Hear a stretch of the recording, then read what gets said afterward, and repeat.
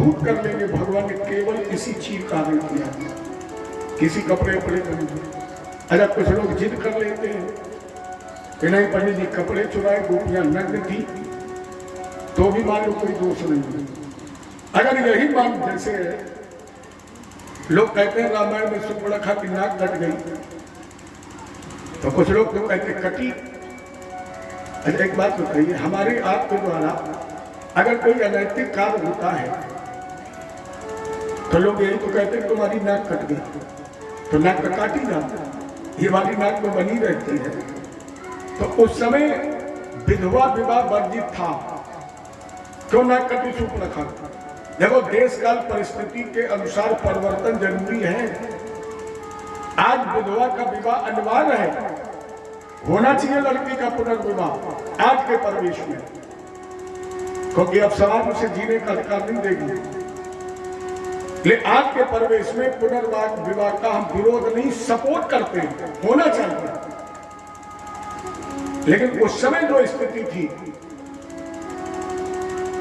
उस समय पुनर्विवाह अवैध माना जाता था, माने समाज उसे स्वीकृति प्रदान नहीं करती थी। और सुपर्णखा ने वो अनैतिक कार्य किया है, विधवा होते हुए भी राम जी से विवाह के लिए याचना कर दी। परिणाम स्वरूप गोस्वामी जी ने लिख दिया कि सुपर्णखा की नाक। लेकिन लोग कहते नहीं नहीं कट गई, हमें खून बैठे देखा है तो चलो अच्छी बात है। यहाँ भी यही ध्यान देने की बात, लोग कहते नहीं गोपियां नग्न नहाती थी तो भी कोई अपराध नहीं है। अब इनके उम्र पर ध्यान दीजिए। हेमंते प्रथमे मसनंद ब्रज कुमारी का, कुमारी शब्द का प्रयोग 6 वर्ष से ज्यादा और 10 वर्ष से कम। जिस लड़की की उम्र 10 साल से कम है और 6 वर्ष से ज्यादा है उसे कुमारी कहा जाता है। औसत मान लीजिए 8 साल, उसमें 6 की भी हो सकती है, 7 की, 9 की भी, तो एक औसत मान लीजिए 8 साल। 8 साल की लड़की, उसके घर में कोई नहीं है, माता जी का स्वर्गवास हो गया है। 8 साल की लड़की अकेले है और घर में केवल पिता है, जवाब आप देना। 8 साल की लड़की को क्या वो पिता नहलाएगा? नहीं नहलाएगा, कपड़े नहीं पहनाएगा, साथ में भोजन नहीं करेगा, कि साथ में अपनी 8 साल की बेटी को सुलाएगा? नहीं। और जब 8 साल की बेटी और पिता में कोई अपराध बोध नहीं है तो फिर कृष्ण तो जगत पिता है, वहां अपराध कहां से आ गया? अच्छा और भी एक व्यवहारिक पक्ष और है। जितने यहाँ लोग बैठे हैं इनमें जो पिता हैं, अगर उनकी लड़की होगी तो जरूर उन्हें छोटी उम्र में लड़की को खिलाया होगा। और पिता बेटी को खिलाते खिलाते पूछता है बिटिया शादी करोगी? तो बिटिया तुरंत कह देती हाँ। और अगर पिता ने पूछ दिया बेटी किसके साथ, तो बेटी क्या उत्तर देती है? पापा तुम्हारे साथ। क्या वहां कोई अपराध है? क्या वहां कोई पाप है? तो फिर कृष्ण को दोष क्यों लगा रहे हो? तो जगत पिता है, जगन्नाथ है। तो मेरे दृष्टिकोण में भगवान ने किसी कपड़े अपने की चोरी नहीं की। भगवान ने केवल गोपियों की अज्ञानता कारण किया और ये कहा 1 वर्ष में हमारा आपका मिलन होगा। या ये मान लिया जाए कि भगवान ने कृष्ण के रूप में पानी पी पी के कामदेव को हराया है। 1-2 बार नहीं, कामदेव को यहां भगवान ने मार दिया।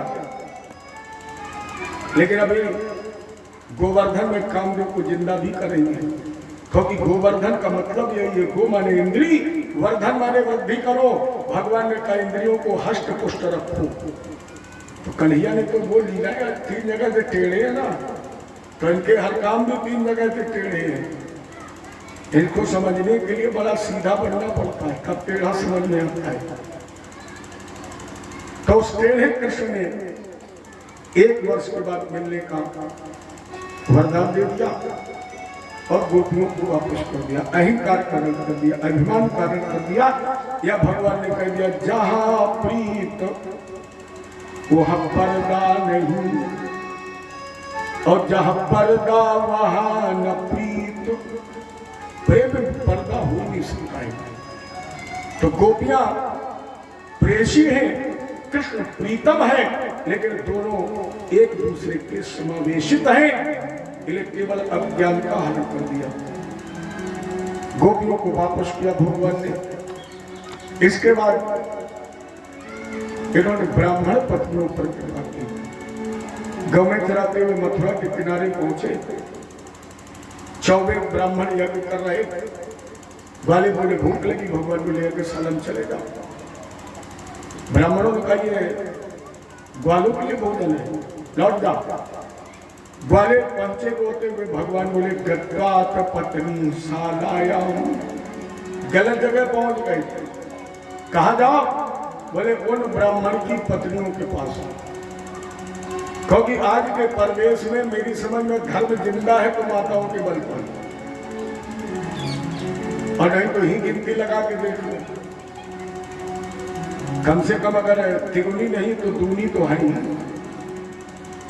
कम से कम है 4 गुनी। तो वो पंडित जी लगाए हैं गणना करे 4 गुनी। अच्छा, बहुत अच्छी बात याद आ गई।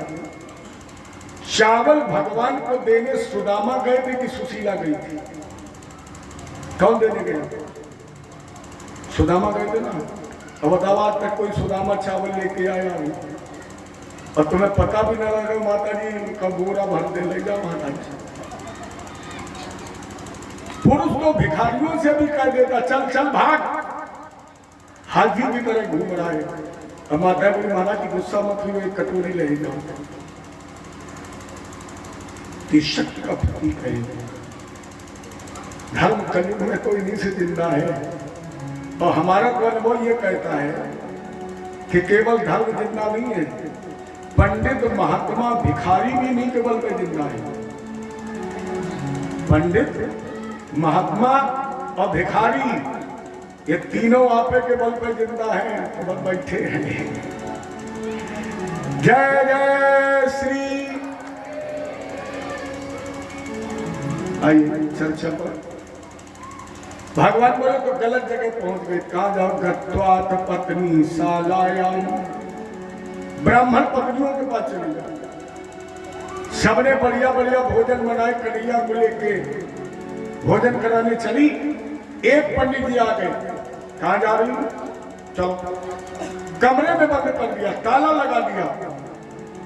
लेकिन उस ब्राह्मण की पत्नी को तो कृष्ण से इतना प्रेम था कि अन्य ब्राह्मण पत्नियां बाद में पहुंची और उसने कृष्ण के वियोग में शरीर छोड़ दिया, भगवान की सेवा में पहुंच गई।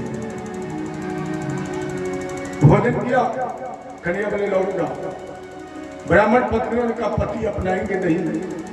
कन्हैया बोले मेरा आशीर्वाद है, तुम्हारे पति तुमसे पहले से ज्यादा प्रेम करेंगे। वापस कर दिया आशीर्वाद देकर। और सूर्यास्त के समय भगवान वृंदावन में पहुंचे। मैया यशोदा जी से व्यंजन तैयार कर रही थी। कन्हैया दौड़ के गए, बोले भैया भैया भूख लगी भूख। यशोदा जी बोले भोजन बाद में मिलेगा, पहले जय जय हो। जय जय। कन्हैया बोले माता जी जय जय कौन सी बलाई है? आज तक हम गाँव में चला के आते थे, भोजन मांगते थे, आप भोजन दे देती थी। और आज इतना सुंदर स्वादिष्ट व्यंजन बन रहा, तुम कह रही जय जय होगी। अरे जय जय बाद में कर लेना, पहले भोजन। यशोदा जी ने कहा बाबा से पूछो, हमें बनाने दीजिए और तुम बाबा से पूछो जय जय का मतलब क्या है। तो भगवान ने 4 ग्वाले साथ लिए और बाबा नंद के पास पहुंचे। पूछा बाबा भूख लगी है? बोले तो यशोदा से मांगो। कन्हैया बोले मैया से मांगो, तो बोले बाबा के पास जाओ। और वो उनसे मांगा तो बोली जय जय होगी। अब बाबा बताओ जय जय का मतलब क्या है? कथ्यताम में पिता कोयम। पिताजी बताइए। कथ्यताम में पिता कोयम सभ्रमो उपागतः किम फलम कस्य च उद्देश्ये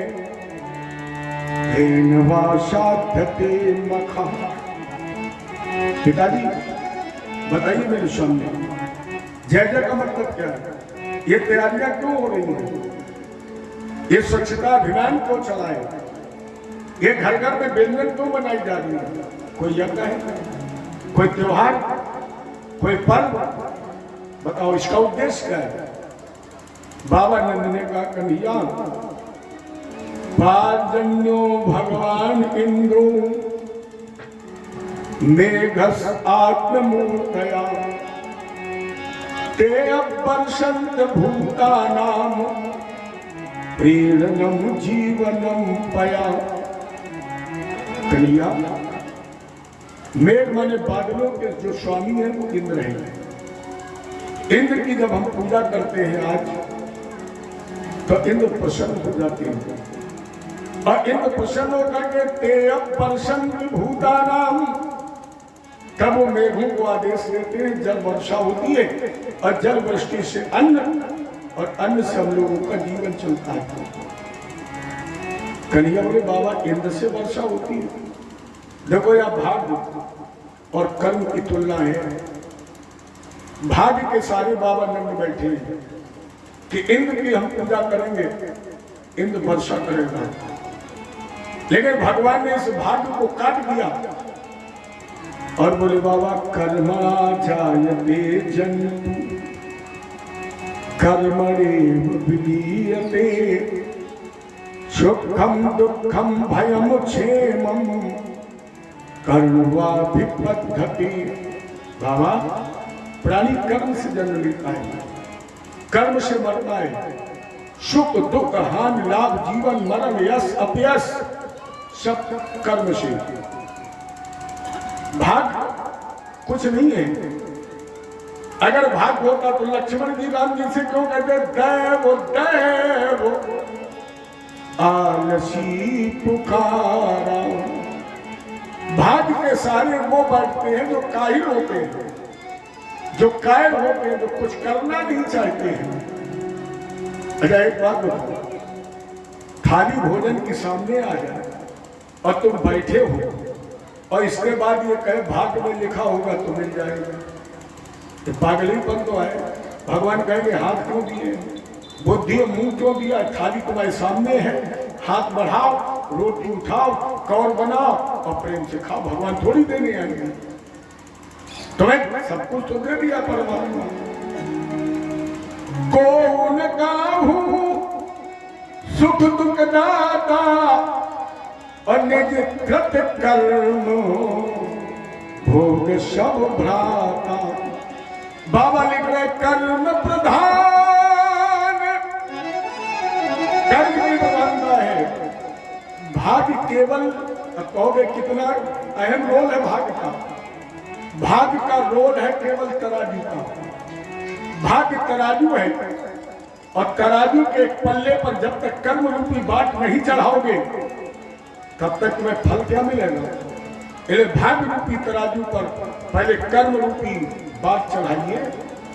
हल नहीं चलाओगे, खेत में गेहूं नहीं बोओगे, बोरा भर जाएगा। हाँ, भाग्य कहाँ काम करता है। आप हल चलाइए, आप गेहूं बोइए, लेकिन जमेगा ये तुम्हारे हाथ में नहीं है, ये हाथ में नहीं है। जम जाए इसके बाद उसे सींच सकते हो, निराश सकते हो, लेकिन उसमें फल आ जाएगा, ये तुम्हारे हाथ में नहीं है। फल आ भी जाए, फसल काट भी लो, खेत में भी से खलिहान पहुंचा दो, लेकिन घर पहुंच जाए ये तुम्हारे हाथ में नहीं है। इसीलिए गीता में लोग गाते हैं ना, कर्म किए जा फल की इच्छा मत करे इंसान, जो जैसा कर्म करेगा उसको फल देगा भगवान।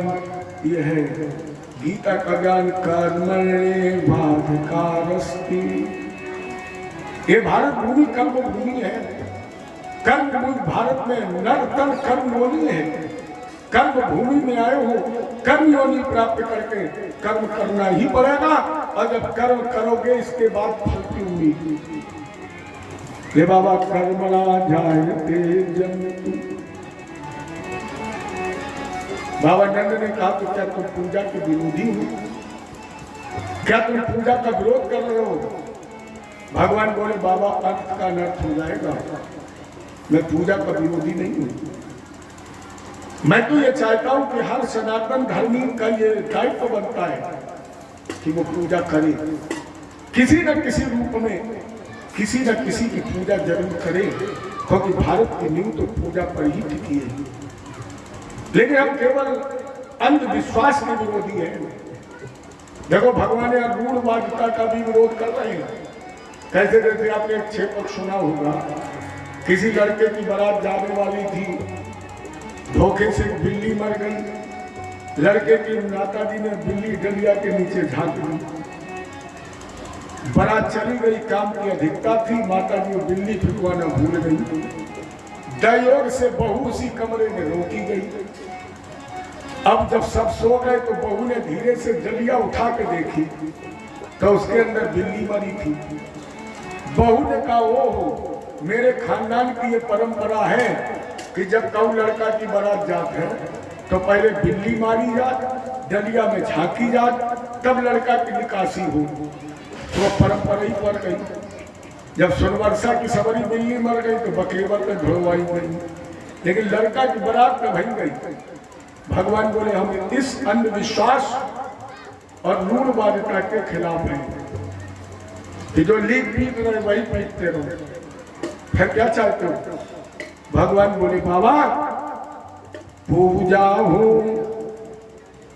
पर ना इंद्र की हो, और गिरिराज पूजने सब जाई, अब हम सबका अन्नदाता है, चरती है नित्य वहां गाई। बाबा इंद्र की पूजा नहीं, इंद्र वर्षा नहीं कर सकते, इसलिए पूजा और गिरिराज की, क्योंकि गिरिराज भगवान पर हमारी गौएं चलती है, गौओं से दूध मिलता है, दूध से बल, इसलिए गिरिराज भगवान की पूजा हो। सारे ग्वालों ने अनुमति दे दी। बाबा नंद ने कहा अगर आप लोग चाहते हो तो फिर चलो गिरिराज जी की पूजा की जाए। पहले इंद्र का पूजन दीपावली के दिन ही होता था, लेकिन भगवान ने उस दिन विरोध किया, इसलिए उस दिन पूजन नहीं हुई, तैयारी हुई रातों रात, और दूसरे दिन जिसे हम आप परेवा, आज भी हर घर में पूजा होती है। क्या भगवान कृष्ण ने केवल पर्वत का पूजन कराया है? नहीं, भगवान जानते थे भारत कृष्ण प्रधान देश है, और इस कृष्ण प्रधान देश भारत में अगर गोवर्धन की पूजा होगी, पहला गोवर्धन का भाव, गो माने गाय, वर्धन माने वृद्धि करो। भारत में भगवान ने गोवर्धन का पूजन करा के संदेश दिया कि भारतवासी अगर कल्याण चाहते हैं तो भारत में गौओं की वृद्धि करें, और भारत में जब गौओं की वृद्धि होगी तो गोवर्धन का दूसरा अर्थ है गोबर ही धन। जब गौएं होगी तो गौओं से हमें गोबर मिलेगा, और वही भारत के कृषकों के लिए सबसे सच्चा धन है। क्योंकि हमारे फ्रांस का एक वैज्ञानिक चंद्रशेखर आजाद कृषि विश्वविद्यालय कानपुर में आया था करीब 10 वर्ष पहले, तो उसने यहाँ पर देसी गाय के गोबर का और यहाँ की मिट्टी का परीक्षण किया, और परीक्षण करने के बाद उसने रजिस्टर में लिखा कि जिस मिट्टी में, कृष्ण कितने बड़े वैज्ञानिक थे, उस फ्रांस के वैज्ञानिक ने रजिस्टर में लिखा कि जिस मिट्टी में देसी गाय के गोबर की खाद डाल दी जाएगी वो मिट्टी 100 वर्ष तक ऊसर नहीं होगी। ये देसी गाय के गोबर में ताकत है कि अगर आपने खेत में डाल दी तब वो मिट्टी 100 वर्ष तक ऊसर नहीं होगी। भगवान पहले जानते थे, इसलिए उन्होंने बाबा नंद के माध्यम से गोवर्धन का पूजन करा दिया। दूसरा कारण, भगवान ने कहा गोवर्धन एक पर्वत है, क्या पहाड़ पूजने से भगवान प्रसन्न हो जाएंगे? सिद्धांत था भगवान का कि अगर हम पर्वत की पूजा करा देंगे, और भारत धर्म प्रधान देश है, और लोग पर्वत को अगर देवता समझ करके पूजा करने लगेंगे तो भारत में पर्वतों का उत्खनन बंद हो जाएगा। और अगर इनका उत्खनन बंद हो जाएगा तो भारत में पर्वत सुरक्षित रहेंगे। और अगर भारत में पर्वत सुरक्षित रहेंगे तो फिर भारत में मानसून चक्र भी सुरक्षित बना रहेगा और हम समृद्ध बने रहेंगे। इसलिए पर्वत को देवता बनाकर, अच्छा बताइए, जब से उत्खनन हो रहा है, पर्वत खत्म हो रहे हैं, तब से मानसून का कुछ पता है कि कब पानी बरसेगा, कब सर्दी। पेपर में निकल गया सर्दी नहीं होगी, तो इतनी सर्दी हो गई कि पेपर वालों को लिखना पड़ा कि 50 साल का रिकॉर्ड टूट गया। तो भगवान ने कहा अगर पर्वत सुरक्षित, माने प्रकृति का संरक्षण है भगवान के द्वारा, केवल पर्वत पूजन नहीं है, प्रकृति का संरक्षण है। और अगर गोबर का पूजन ना होता तो फिर हम आप पथरिया को नहीं पूजते हो, देवी और देवता के रूप में पत्थर पूजते हो, तो गोवर्धन पूजा में फिर पत्थर को नहीं पूजते हो। अच्छा बताइए किसके बनते हैं? जब दीपावली के दूसरे दिन घर घर में गोवर्धन पूजे जाते हैं तो ये किसके बनते हैं? गोबर के ही तो बनते हैं। और शायद अपने यहाँ भी बने होंगे। अच्छा, यहाँ गोबर के बनाए हमें कौन सा लाभ है? अगर हमारी चलती तो हम तो कहते हैं परीक्षित जी सोने के बनवाओ, चांदी का गोबर से क्या है। लेकिन भगवान कृष्ण ने कहा गोबर की ही पूजा करिए अगर कल्याण चाहते हो। एक और कारण है, भगवान ने कहा पर्वत सुरक्षित रहेंगे तो जीवनोपयोगी औषधियां सुरक्षित रहेंगी।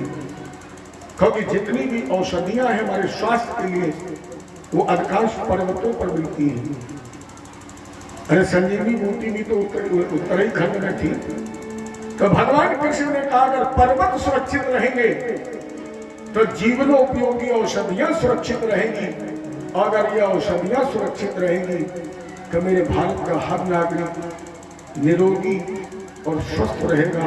इसलिए भगवान ने कहीं गोवर्धन को पूजित करा दिया। अब कहीं औषधि तो वही नहीं, अब तो दवा है। कहीं औषधि है, दवा। दवा का मतलब दवा, टेबलेट अंदर, मर्द दवा, फिर उछल जाए, फिर दवा, फिर उछले, फिर दवा। कोई एलोपैथिक डॉक्टर ये नहीं कह सकता है कि हम मर्द जड़ से खत्म कर देंगे। लेकिन जब औषधियां चलती थी, जब रस चलते थे, तो वो वैद्य कहता था कि मर्द जड़ से खत्म होगा। भगवान ने कहा औषधियां सुरक्षित रहेंगी। इसलिए भगवान ने गोवर्धन को भगवान बनाकर पूजा करवा दी। गा लीजिए एक लाइन, मत गोवर्धन को जाऊं मेरे वीर, नहीं माने मेरो मंगला। मैं तो गोवर्धन को जाऊं मेरे वीर, नहीं माने मेरो मंगला।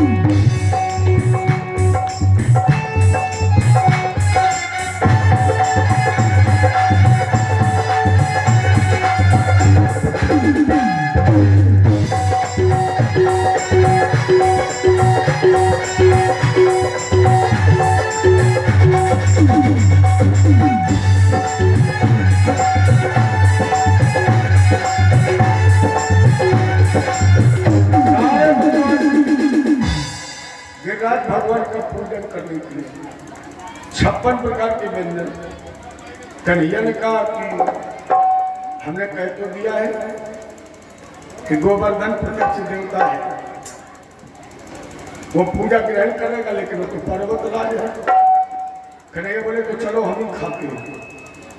आपने परिक्रमा की होगी तो देखा होगा एक स्थान मुखारबिंद, यही हमारे कन्हैया जी का मुख है।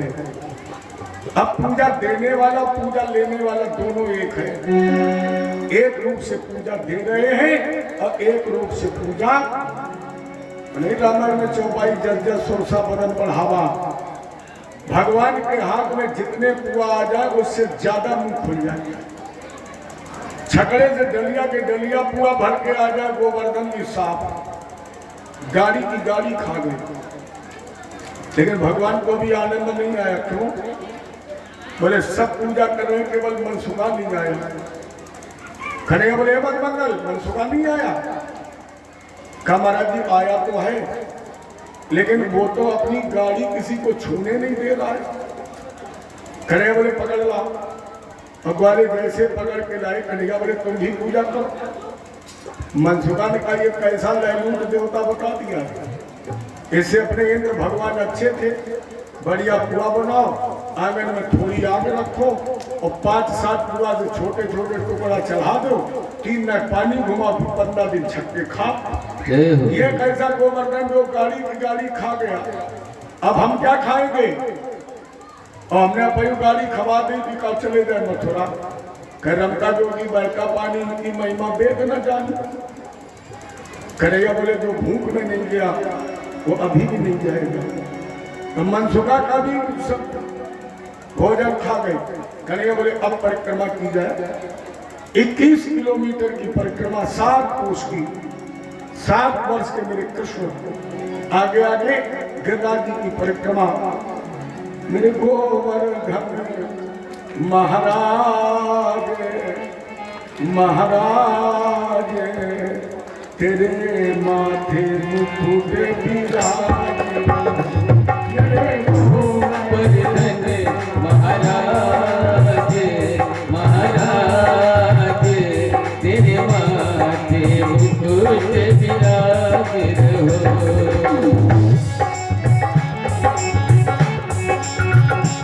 तेरे माथे मुकुट विराज रहो, तेरे माथे मुकुट विराज रहो। तेरे गोवर्धन महाराज महाराज तेरे माथे मुकुट विराज रहो।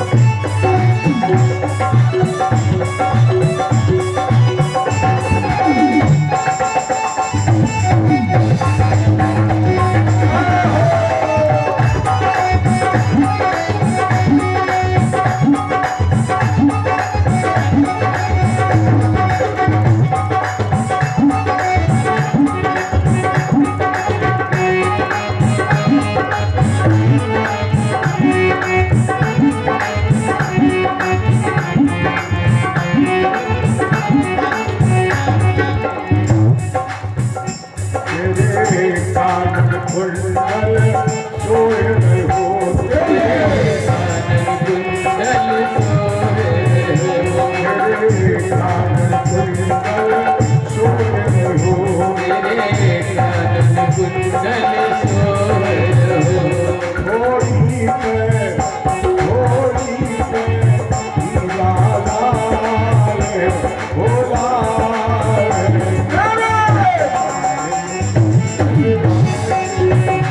तेरी घोड़ी में हीरा लाल लाल तेरे माथे मुकुट विराज हो महाराज महाराज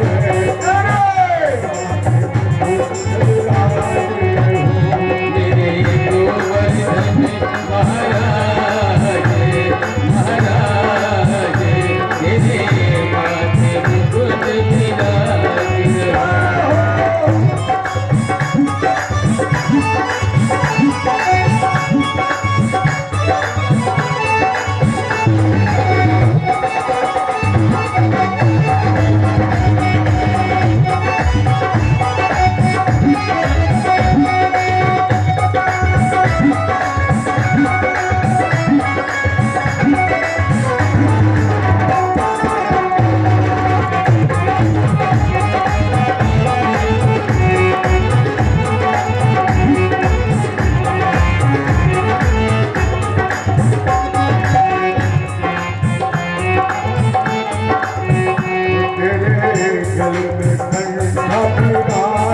हो तेरे गले में कंठा विराज रहो तेरे गले में कंठा विराज रहो तेरे गले में कंठा विराज रहो तेरे गले में कंठा विराज रहो तेरी जाति बने विशाल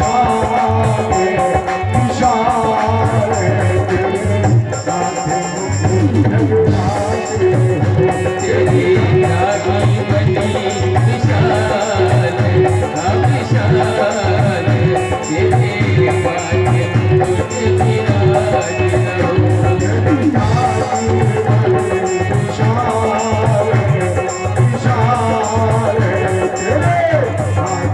मुकुट विराज रहो तेरी रागी बनी विशाल विशाल तेरे माथे मुकुट विराज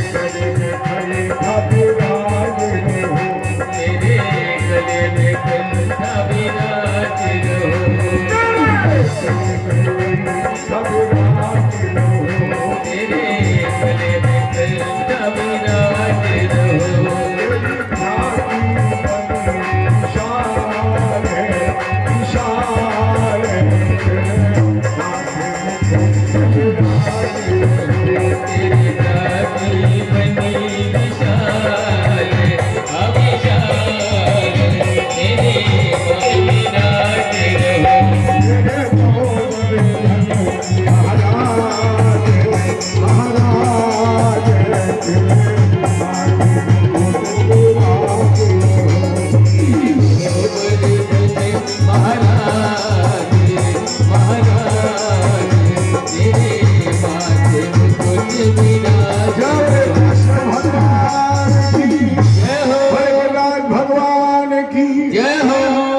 अरे छठा तेरी तीन लोक से न्यारी है गोवर्धन महाराज। छठा तेरी तीन लोक से न्यारी है गोवर्धन महाराज। तीन लोक से न्यारी है गोवर्धन महाराज। छठा तेरी तीन लोक से न्यारी है गोवर्धन महाराज। गोवर्धन महाराज मेरे गोवर्धन महाराज। छठा तीन लोक से न्यारी है गोवर्धन महाराज।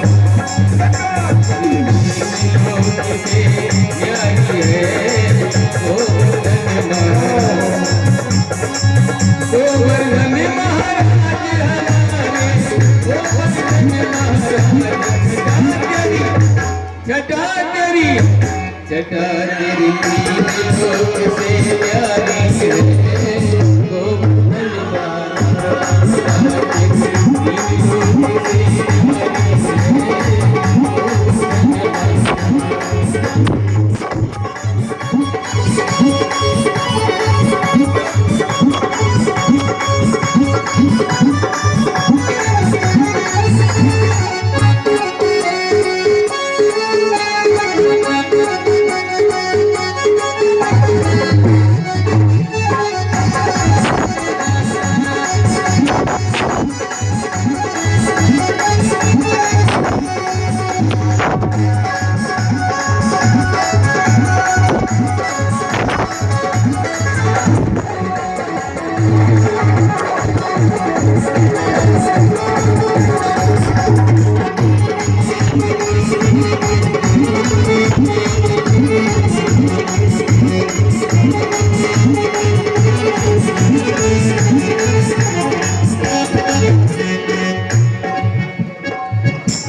इंद्र को मन मर्दन कीन्हो इंद्र को मन मर्दन कीन्हो मर्दन लीन्हो गोवर्धन लीन्हो प्रकट हुई दर्शन लीन्हो प्रकट होई दर्शन लीन्हो बिलवन रूप धरो गिरधारी है गोवर्धन महाराज। तीन लोक से न्यारी है गोवर्धन महाराज। लोक से न्यारी है गोवर्धन महाराज। गोवर्धन महाराज।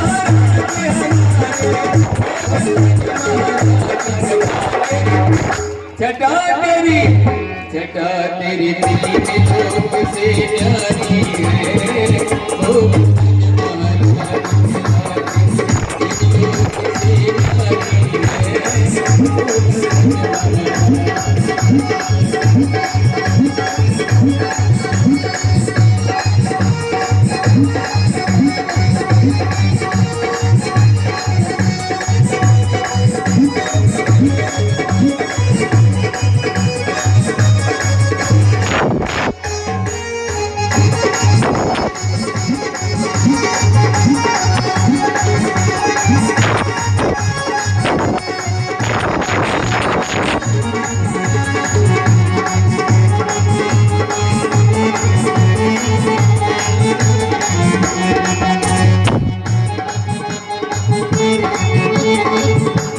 और प्रभु के भक्तों में आज बड़ा ही उमंग है, बहुत हृदय प्रफुल्लित है, लेकिन धीरे धीरे करके एकदम पूजा न करे, एकदम पूजा कर ही नहीं पाएंगे।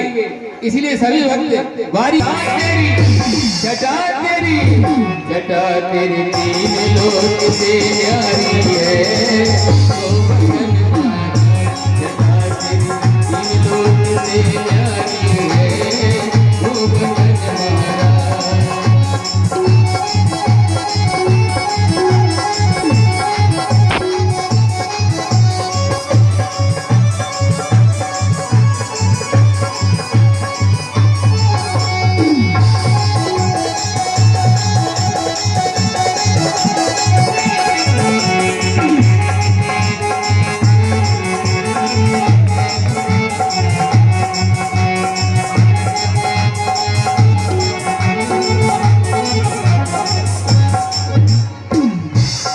शिखर के ऊपर नाचे मोर, शिखर के ऊपर नाचे मोर, संत जन पड़े रहे चहुओर, संत जन पड़े रहे चहुओर, देव को ध्यान धरे निसभोर, देव को ध्यान धरे निसभोर, करे जो भजन की रखवाली है गोवर्धन महाराज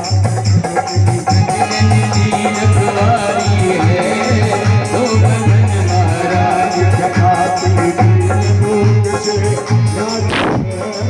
गोवर्धन महाराज, जगाती लोक से न्यारी है गोवर्धन महाराज, धन जो पास करे गिरिराज, जो बात करे गिरिराज, राज की राखे ब्रजराज, लाज की राखे ब्रजराज, सहज ही सिद्ध होए सब काज, सहज ही सिद्ध होए सब काज, तुम्हारे चरणन की बलिहारी है गोवर्धन महाराज, तीन लोक से न्यारी है गोवर्धन महाराज, गोवर्धन महाराज तेरे, गोवर्धन महाराज जगाती लोक से न्यारी है गोवर्धन महाराज, तीन लोक से न्यारी है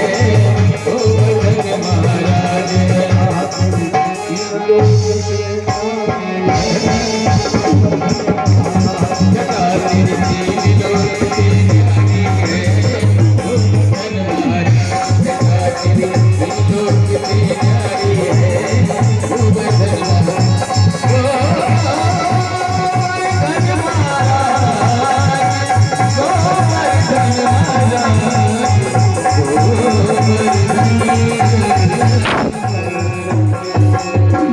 बोलो गिरिराज भगवान की जय हो, बोलो गिरिराज धरण भगवान